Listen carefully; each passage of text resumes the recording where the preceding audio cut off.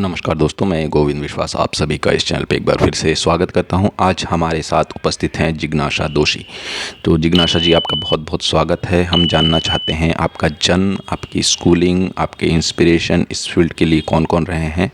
तो आप इस बारे में दर्शकों से कुछ बातें साझा करेंगे तो बहुत अच्छा लगेगा। नमस्कार। सबसे पहले गोविंद, शुक्रिया इस मंच पर आमंत्रित करने के लिए। वैसे तो मेरा जन्म स्थान सावरकुंडला है, पर मेरा पूरा उछेर राजकोट में हुआ। 12वीं कक्षा तक मैं राजकोट में रही, पढ़ाई किया। उसके बाद बैचलर और मास्टर्स के लिए मैं Vadodara MS university fine arts में आ गई। मैं जब छोटी थी तभी से मुझे कला के प्रति रुचि थी। मेरी एक आर्ट टीचर हुआ करती थी, मीना टीचर। वो कला पढ़ाती थी। वो सब शेडिंग, फिर memory drawing, designing, oil colour, water colour, सब उसी से मैंने सीखा। राजकोट में एक न्यूज़पेपर है फुल छाप करके, उसके ज़रिए मैं सब आर्टिकल हर हफ्ते आता था कला के बारे में, उससे मैं सीखती थी। आर्ट हिस्ट्री, फिर कंटेम्पररी आर्ट,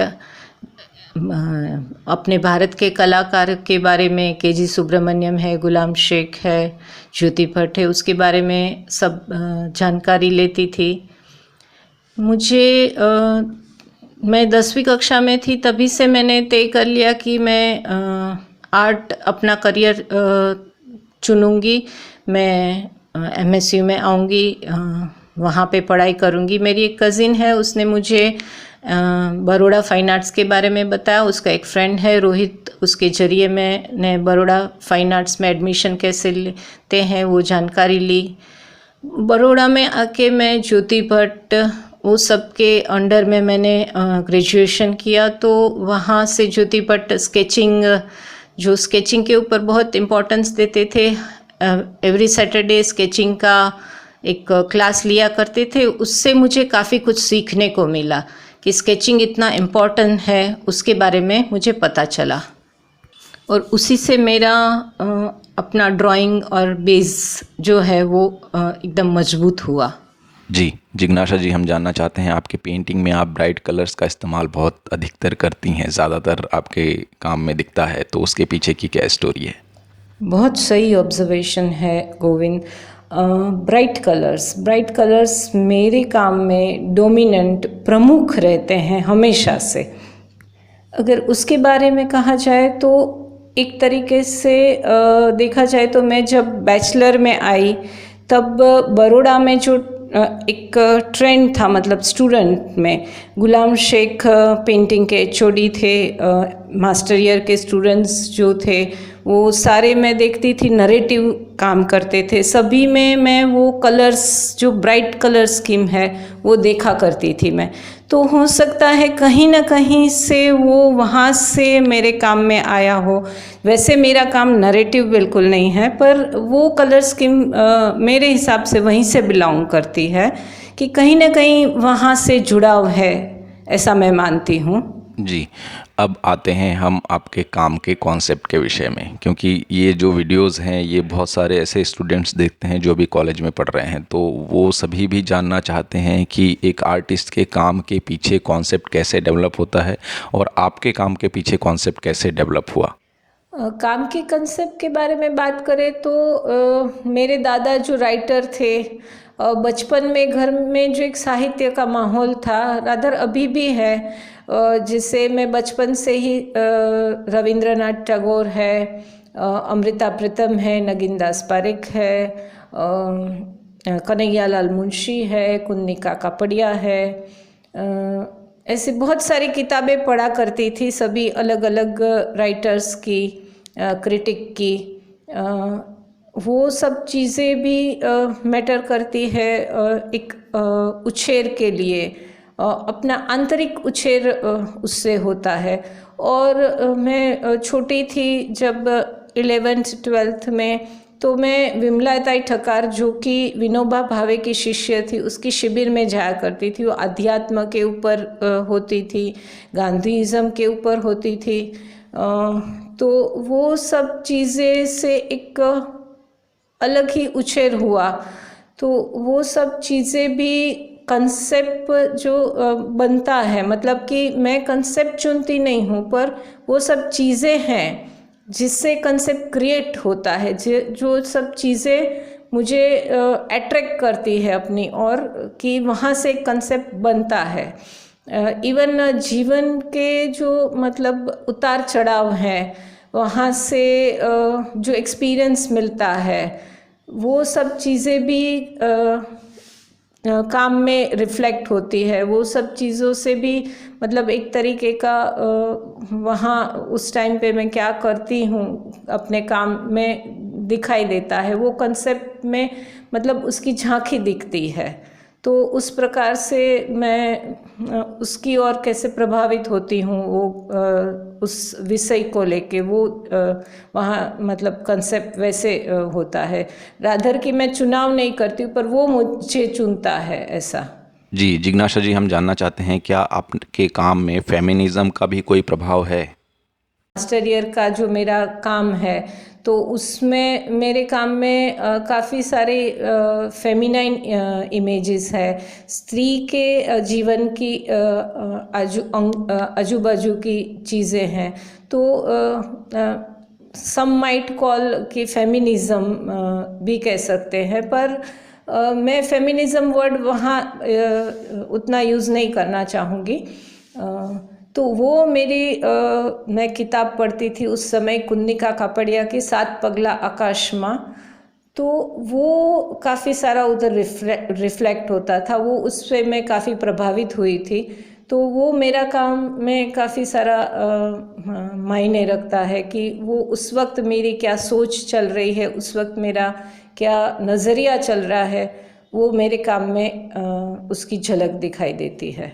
जी, अब हम जानना चाहते हैं कि आपके कॉलेज समय के वर्क में और अभी के काम में आपको कितना डिफरेंस नज़र आते हैं और उसको आप किस तरीके से इस वे में लेके आई? कॉलेज का काम और अभी का रिसेंट वर्क, ऐसे देखा जाए तो काफ़ी सारा फ़र्क है। पर एक तरीके से मेरा काम का चुनाव अगर देखें तो मेरा काम हमेशा से फिगरेटिव रहा और ज़्यादातर से फ़ोटो रियलिस्टिक।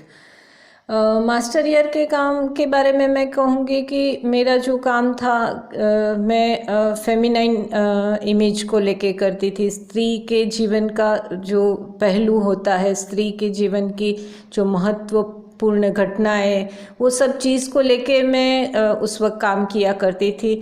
जनरली मेरा काम उस तरीके से होता है कि उस वक्त मेरी क्या सिचुएशन है, उस वक्त मेरी क्या मनोस्थिति है, उस वक्त मैं जो किताबें पढ़ती हूँ, उस वक्त मेरी लाइफ में क्या पहलू चल रहा है, वो सब उस काम उस चीज़ को रिफ्लेक्ट करता है। जैसे मैं हूँ तो वो मेरा काम है, वो चीज़ें वहाँ पे रिफ्लेक्ट होती है, क्योंकि काम और मैं एक दूसरे से जुड़े हुए हैं।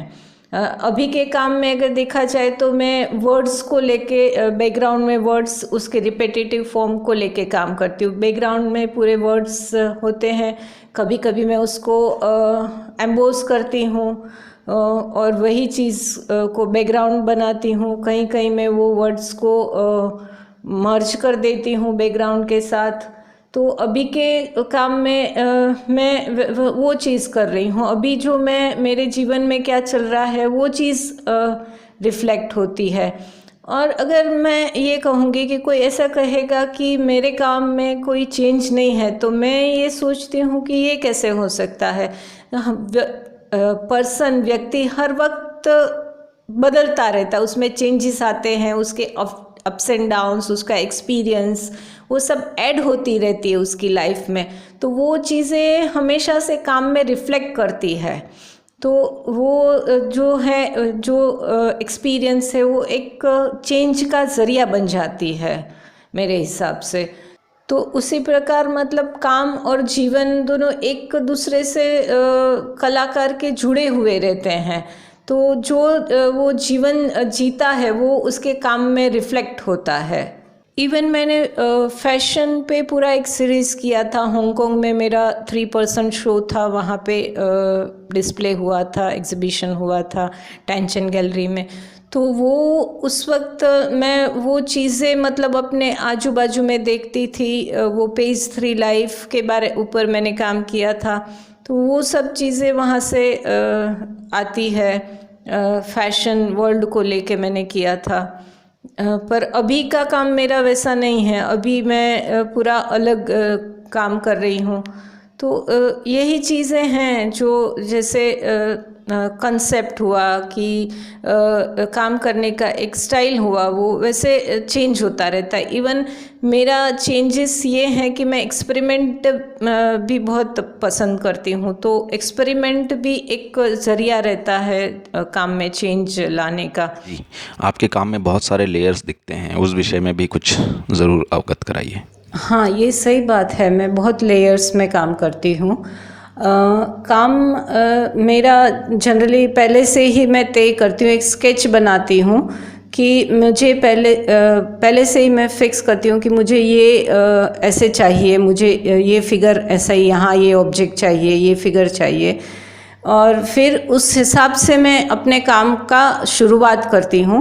और एक के बाद एक लेयर्स में मैं काम करती हूँ। पर मेरा ये है कि मैं एक बार काम शुरू कर लूँ, फिर मैं काम आगे बढ़ता है, फिर मैं उसको बैठ के देखती हूँ, काफ़ी घंटों तक देखती हूँ। और ये चीज़ मैंने अपने कॉलेज के टाइम से सीखी है कि काम को जैसे काम करते हो उसको बैठ के देखो। वासु सर, सुरेश सर, ये सब ने बैठ बैठ के मतलब हमेशा डिस्कशन से इस सब चीज़ में सीखी हूँ कि काम को देखो। देखते समय काफ़ी बारी ऐसे होता है कि मुझे कभी कभी लगता है कि ये ऑब्जेक्ट की जगह इसको निकाल दो, दूसरा कुछ डालो, तो वो भी मैं काफ़ी बार करती हूँ। पर जनरली मेरा काम पहले से मतलब स्केच पहले मैं प्रिपेयर करती हूँ और फिर काम करती हूँ। ये हमारा अंतिम प्रश्न है, इसमें ये है कि जो भी स्टूडेंट्स व आर्टिस्ट हैं, अभी अभी फील्ड में आए हैं, उनके लिए आपका क्या संदेश है? अपकमिंग आर्टिस्ट या फिर स्टूडेंट्स जो पास होके निकले हैं, उसके लिए मैं एक चीज़ कहना चाहूँगी कि मेन चीज़ है जो है काम है। काम जितना भी स्ट्रॉन्ग है, जितना भी डेप्थ है, वो ही आपको आगे लाएगा। तो काम जो है वो मजबूत बनाओ, अपनी नींव अपना रूट जो है वो अपना काम है, तो वहीं पे ज़्यादा ध्यान दो। मतलब कि जितना आपका काम स्ट्रॉन्ग रहेगा, आपका उतना ही वजूद रहेगा। और दूसरी चीज़ है कि मैं ये कहूँगी कि जो कंपटीशन कि आपसे जो साथ में थे वो आगे निकल गए या आप उससे आगे हैं, वो चीज़ नहीं होनी चाहिए। अगर आप ऐसे सोचेंगे तो या तो आप हताश होंगे या आप में ईगो आएगा, और ये हताशा या ईगोइज्म दोनों में से एक भी मतलब काम के लिए अच्छा नहीं है। तो कंपटीशन करना है तो अपने काम से करो, अपने पुराने काम को देखो, नए काम को देखो, उससे कॉम्पीट करो कि मैं आगे कैसे आ सकता हूँ, इससे आगे कैसे जा सकता हूँ, ये और इसमें क्या पॉसिबिलिटीज़ है, वो एक चीज़ है। और दूसरा है कि ऑनेस्ट रहो अपने काम से। अब मुझे क्या इंटरेस्ट है, मुझे क्या पसंद है, मेरा क्या ज़रिया है। ये नहीं कि अगर एब्स्ट्रैक्शन बिक रहा है तो एब्स्ट्रैक्ट काम करो, ये है कि रियलिस्टिक बिक रहा है तो रियलिस्टिक करो। आप क्या चाहते हो, आप अपने आप को पूछो कि आपका काम आपको प्रेजेंट कर रहा है, आप उसमें दिख रहे हो, आपकी झलक आपके काम में दिख रही है, वो बहुत ज़्यादा ज़रूरी है। तो बी ऑनेस्ट, और हमेशा काम कभी रुकना नहीं चाहिए। काम रुक गया तो आपकी ग्रोथ रुक जाएगी, आपका जो वजूद है वही काम है। जी, आपने ये बहुत ही सही बात कही, कलाकार का वजूद ही उसका काम होता है। तो इसी के साथ हम आज की बातचीत को यहीं समाप्त करते हैं। हम कल फिर मिलेंगे एक नए अध्याय, एक नए कलाकार के साथ। तब तक के लिए हमें आज्ञा दें। जिग्नाशा जी, आपका बहुत बहुत धन्यवाद, आपने इतना समय निकाला हमारे इस बातचीत के लिए, और सभी दर्शकों का भी बहुत बहुत धन्यवाद। और मैं एक कहना चाहूँगी कि गोविंद विश्वास है जो कि अच्छे अच्छे आर्टिस्ट को लेके इंटरव्यू करता है, बहुत अच्छा ये चैनल है। तो आप सभी को एक रिक्वेस्ट है कि ये चैनल को लाइक करो, ज़्यादातर से शेयर करो और उसको सब्सक्राइब करो। धन्यवाद। Thank you so much Jignasha जी, बहुत बहुत धन्यवाद। सभी दर्शकों को नमस्कार।